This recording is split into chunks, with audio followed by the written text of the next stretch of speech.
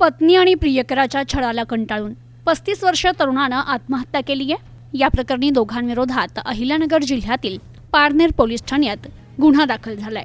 पारनेर तालुक्यातील ढोकी येथे एक धक्कादायक घटना घडली आहे।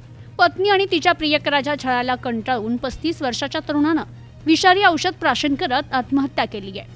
आत्महत्येस प्रवृत्त केल्याचा गुन्हा पारनेर पोलीस ठाण्यात दोघांवर दाखल झाला। संतोष नरे असं आत्महत्या केलेल्या मयत तरुणाचे नाव आहे।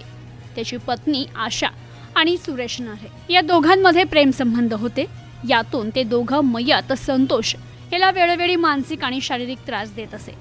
तू मरून जा, त्यानंतर आम्हाला लग्न करता येईल आणि जमीन आमच्या नावावर करता येईल, मला सोडचिठ्ठी देऊन टाक असं म्हणत संतोषला वारंवार पत्नी त्रास देत होती।